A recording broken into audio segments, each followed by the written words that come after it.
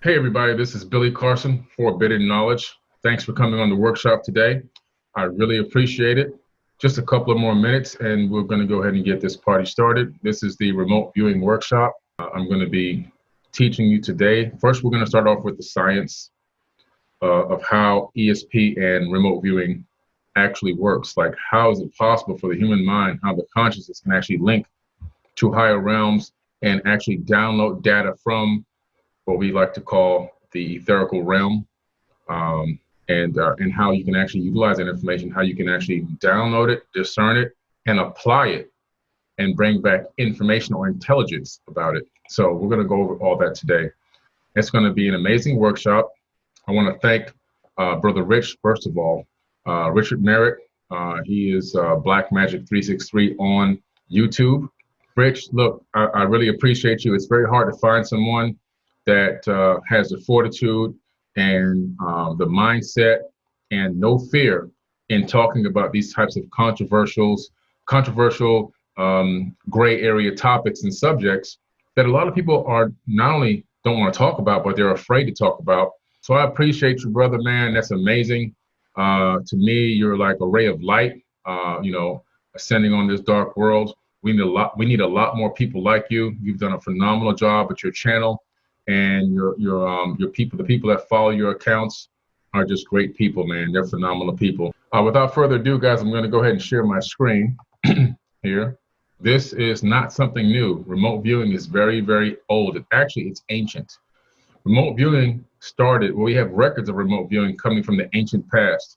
In the Mahabharata, we have a lot of the Buddhist texts. We have the Sumerian tablets, and we also have the Emerald tablets of Thoth, which all make in-depth references to the ability to send the mind outside the body to collect information, not only just about where you are locally, but anywhere in the universe.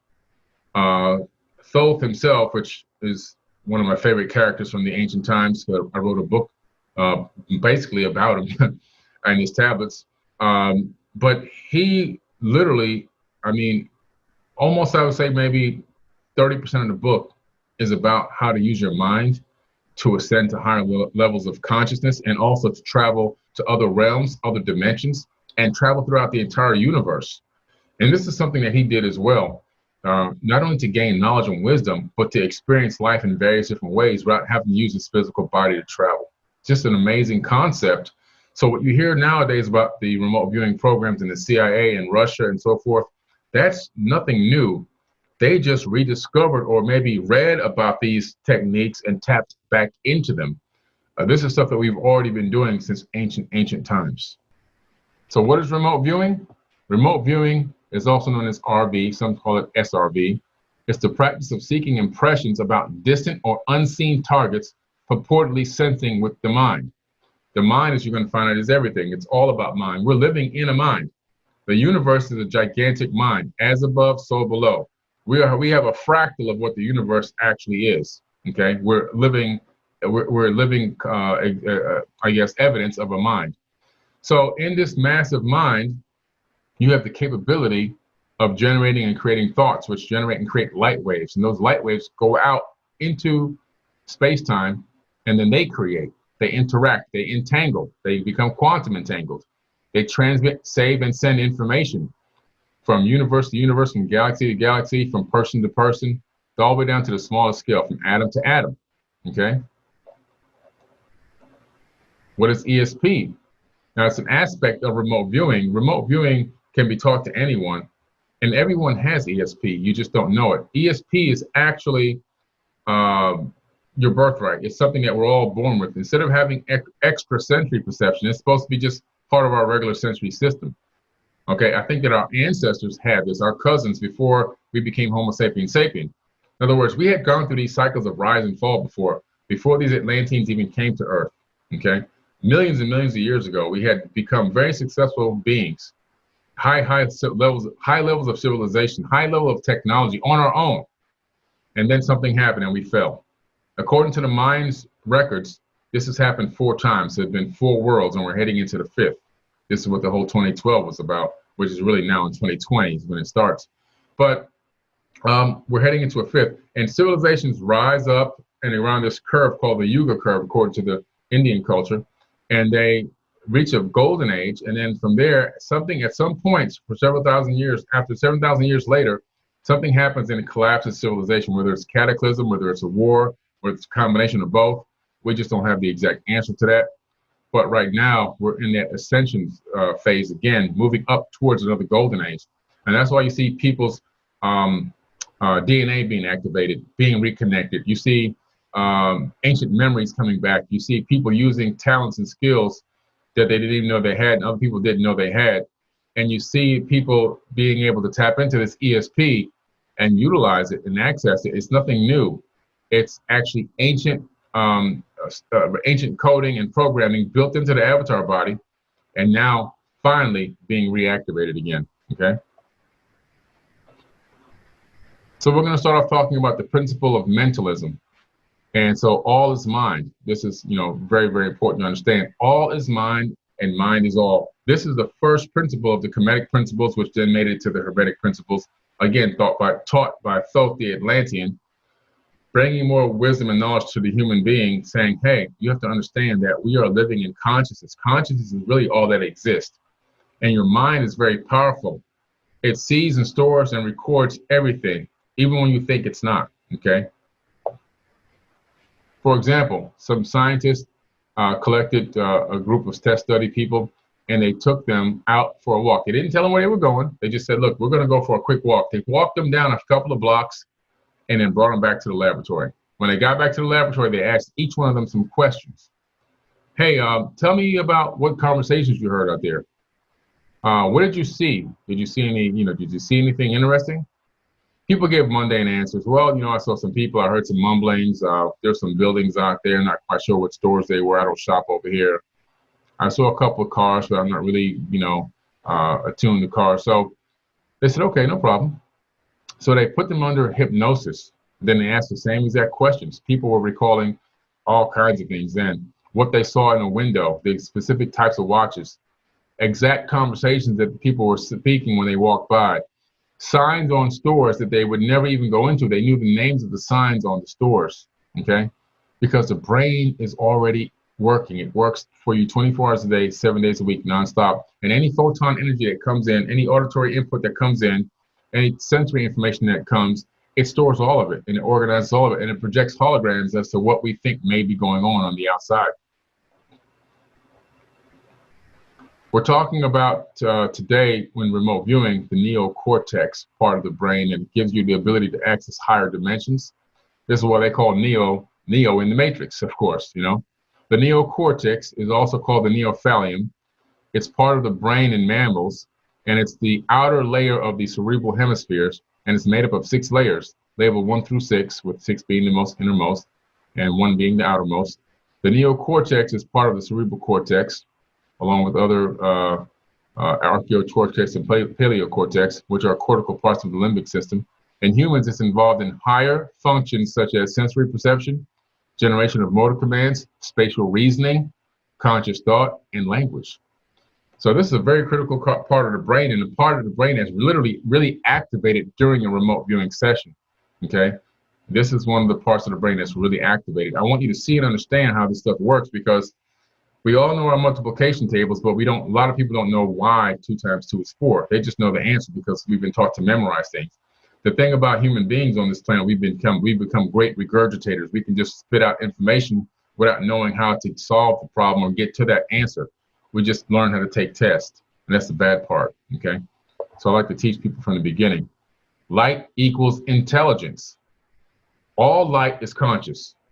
Let me say that again.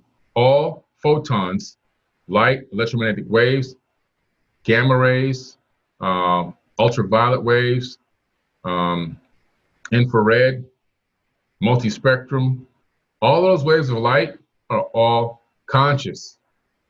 And all electrons are also conscious. And this has now been proven in a laboratory with the double slit experiment. But there's a lot of people on here that have never heard of the double slit experiment or really understand how it relates directly to remote viewing. Once you understand that everything in the universe is conscious because every electron is conscious, it makes decisions. And because it's conscious, That means you're interacting with everything is sentient. The atoms in this pen are conscious. The atoms in this phone are conscious.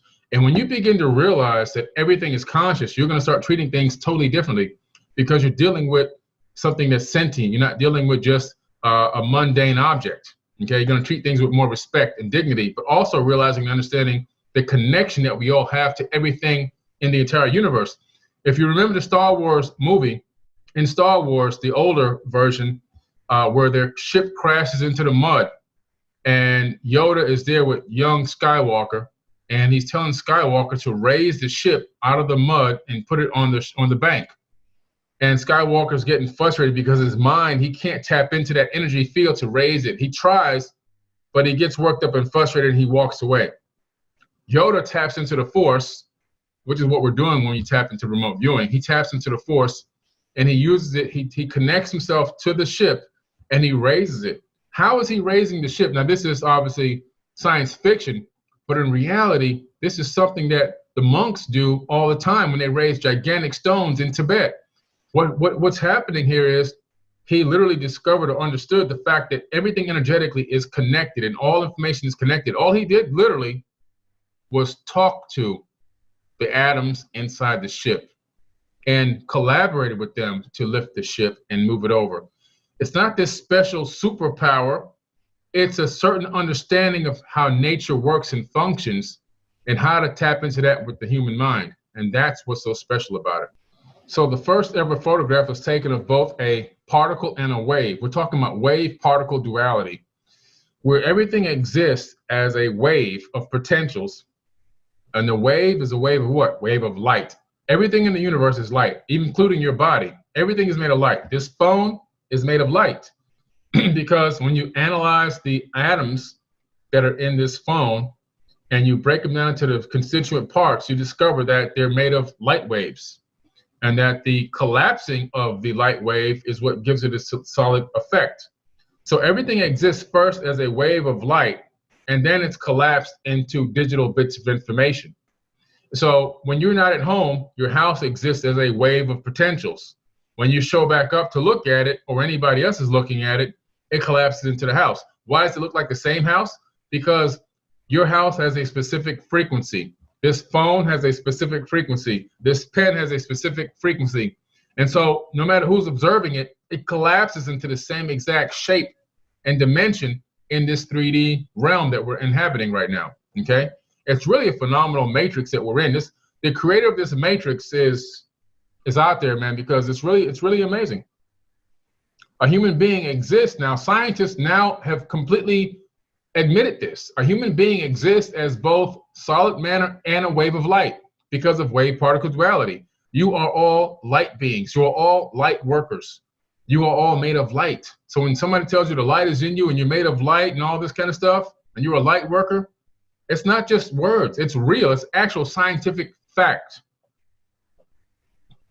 So what's happening here with the brain, okay? How is this happening? How is this remote viewing going to be able to work? This is a picture I'm trying to paint for you, because what I'm big on is getting people to understand why things equal what they do. In other words, how come 2 times 2 equals 4? What's the why? Why is that? We know the answer. We have memorized all the answers to all the multiplication tables, okay? Because we were taught in school, when we see these numbers, this is what the answer is. When we see these numbers, this is what the answer is. A lot of the times, people don't go based off of figuring out or solving the problem. They just go off of remembered, regurgitated information. So I like to show people, no, let's learn the process here so that we can actually have a real result, okay? A real result. So the human brain, as you can see in this image, is encased inside of a skull. The brain is disconnected from reality. It has no other way to reach out to reality or to the outside world except for through the sensory perception, okay? And that is those are your friends, or the brain's friends. You have touch, sight, hearing, smelling, and taste. Those are the main sensory perceptions that we know of. Now, how is this actually working? When you say, oh, I see something or I hear something, what we're taking for granted is that we're downloading, is what we're doing. Every time you interact with sensory perception, At the smallest scale, I picked up a pen and I could feel this pen. I don't feel the pen. I downloaded the data from an electromagnetic wave. That's what I just did. That's what I did. So your brain is creating these holograms all the time. So your brain says, I don't know what's going on in this field out here, this field of energy. So it says to its friends, go out there and collect me some data. So, you know, touch and sight and smelling and all that, they go out. They go out, but they themselves collect data that they can't decipher. My nose can't decipher what a smell actually is. My hands can't tell me I'm grasping onto a pen. It just collects data from the electromagnetic interactions. And then it sends that data into the brain. The brain takes the data from all these different sources and then projects a hologram as to what it believes is going on out there. And you navigate through the matrix based off of a holographic projection coming from your own mind. That's how we get around this planet. That's how you maneuver through everything. We're living in a gigantic holodeck. This is a hologram, okay? And because of that, everything is energetic. And because everything is energetic, when we're on the same grid, everything is connected. That's the point of this. Everything is connected. You are downloading 24 hours a day, 7 days a week. If you weren't downloading, you would know nothing. You'd be in a bed in a state of like a coma, okay? Because everything that you interact with is a download. When you smell something, you don't smell anything. You're downloading electromagnetic wave. You're converting that electromagnetic wave, which we call a molecule, because it collapses into what we call a molecule. You're converting it into sensory perception information that the brain says this is a lemon, or this is a, you know, whatever, a dump truck just passed by and I can smell it.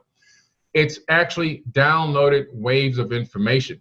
Before those atoms became molecules and before those molecules got to your sensory tool to be collected and downloaded, they started off as waves. It's really incredible the way this universe is set up and created. So you have your speech area, you have the somatic sensory in the cortex, your gustatory, which is your tasting area, your language area, your visual area, and your auditory area in parts of the brain. And the data is collected from these sensory perceptions, these sensory tools, I should say. It's downloaded into these sections of the brain, and then the brain projects a holographic projection to give you the navigation capability or understanding of what you're interacting with or what you're doing. It's the convergence of this area, of these areas, that give you your sense of reality in the third dimension. Brain-heart coherence has a lot to do with being able to tap into this energetic field and quantum entangle with the energetic field. And brain-heart coherence is the understanding that you have two brains. You have the brain in your heart and you have the brain in your skull. The two emit specific electromagnetic frequencies. And when they're in a perfect alignment, your energetic torus field is able to do some incredible things. You can literally walk through a crowd of people and raise their low energy to a high state of energy if they're down. And you can walk into a place, and you hear that term where people say, you know, when you walk into a place, you light it up. That's what they're talking about. They're talking about something that's real. It's a real effect that certain people have when they walk into a room. And that effect has to do with brain-heart coherence. And it's so important to understand this stuff because getting in alignment with your brain-heart coherence and centering yourself is a key factor and key point before you start a remote viewing session. Okay, that's why I go into the meditation first. The meditation is a very crucial part of the remote viewing session because the mind is always very, very busy, and sometimes the mind is disconnected from the heart, and people are out of alignment all the time. And so you don't want to go into a remote viewing session with all this stuff going on in your mind and all this activity going on with no alignment, and then you're trying to download information from a target number, and you have all this other extra stuff being dumped in. Now you're getting incorrect data. You think you're getting a download from this and a download from that, but you aren't getting anything. You're just getting what the conscious mind is giving you, not what the subatomic mind is giving you. So, like we were talking about before, all the sensory perception that the mind is capable of doing, but there's one more that we're going to be tapping into today. So right now we're utilizing these basic functions and features of the human brain. but it's time to go a little bit deeper. The thought processes in the mind come out of the eighth dimension. So if you go into ancient texts, you find information pertaining to this eighth level of thinking, this eighth way of thought, in allegories and in parables and in verses. Here's one, for example, that I'm going to give you, and then I'm going to show you the science data behind it. But Hermopolis, which is Greek, Hermopolis is named after Hermes, who's also who? Thoth, the Atlantean, Thoth, the former ruler of Chem, who ruled over Chem for 14,000 years, many, many tens of thousands of years ago. But Hermopolis is a site of the ancient, basically, Kumun. Now, the Kumun is a word, a term that means eight. It's located near the modern Egyptian town of El Ashumin. The Kumun, which is the ancient name of the city, means eight town. After the Ogadud, I always mess that word up, Ogadoad, a group of eight deities who represented the world before creation. In Greek, the city was called Hermopolis after Hermes, who was the Greeks identified with Thoth. Because the city was the main cult center of Thoth, the god of magic, healing, and wisdom, and the patron or the patron of the scribes. So they named the city after him, but it's called Eight Town. Everything that Thoth did, if you read my book, you'll find everything he did was around the number eight. He was representing the eighth level of consciousness, the eighth level of thought processes, tapping into. He would always go into this series of eights before he sent his mind out into space. Thoth is considered the god of magic. Basically, if you look at a lot of the ancient texts, the location of the Emerald Tablet story talks about UFOs, ray guns, aliens, and it's connected to a place called Eight Town, which is this Kumun place. It's really interesting that this eight, and how many times it's mentioned in the Emerald Tablets when it has to do with consciousness, and all of a sudden modern science is just now figuring out that when they tap into the brain and they analyze the neuron processes, that thoughts are coming from a dimension as high as eight all the way down. To understand what we're doing here with remote viewing is we are quantum entangling with what I like to call, some people call it the Christ consciousness, the universal consciousness. I see a three-part way of it working here. First of all, you see Einstein's head sticking up out of space-time. I like to think that as my head or your head or anybody else's head, because I think that our thoughts, our conscious thoughts, warp space-time. As you can see, according to the theory of relativity, big bodies in space warp space. So when you start to really focus on a target, this is what's happening. You're focusing on something, but you're quantum entangling with this conscious source field in the energetic field. And that is then sending information to the universal consciousness, which is then sending it right back to you, giving you your answer via the law of attraction. So this is the technique that's happening, that's actually allowing information to get back to you when you're trying to send your mind out into space-time to gather information. You're quantum entangling with frequencies of information that already exists. In other words, I've assigned something to this target number, an 8-digit random target number. So now what's happened is I've thought about that and I've stated it over and over again in my mind, which I did before the show. So now I have sent out those waves into space-time. They're out there. They're permanently out there. They're never going to go away.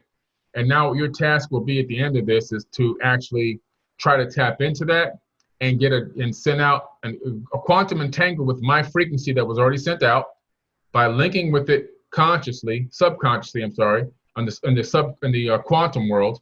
And then what's going to happen is once you tap into it and you link with it, it's going to use the universe to send it back to you in a way that you can discern it and understand it. Okay, so Thoth, talking about remote viewing here. Rested I there on a planet of beauty, strains of harmony filled all the air, shapes were there, moving in order. Before this part, this is coming out of my book, Compendium of the Emerald Tablets, and also from the Emerald Tablets themselves, where he's talking about traveling the universe with his mind to go visit other places.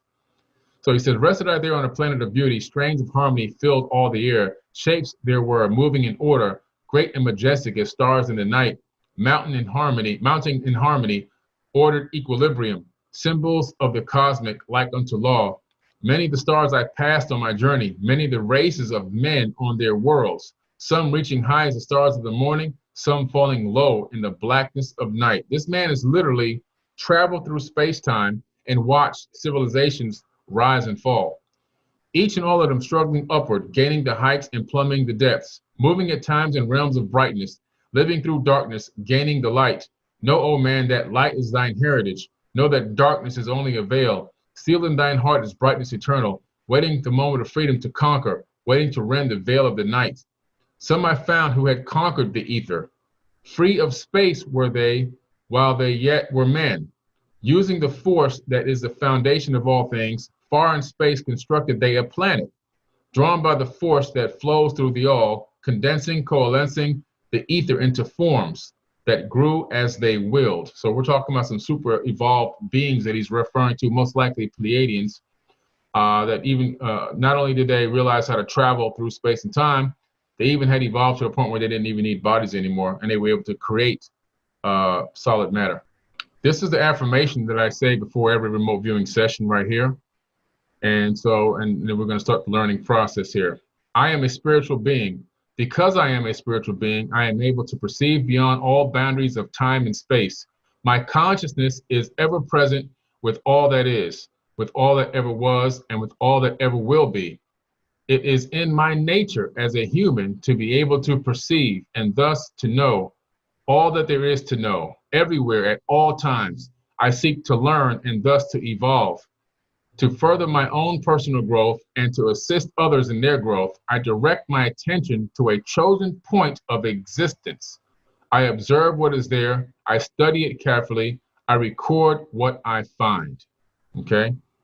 And again, you guys will have a copy of this. You'll be able to watch it over and over again, or you can screenshot this. But this is the affirmation that I do. And then right after that, I do a meditation.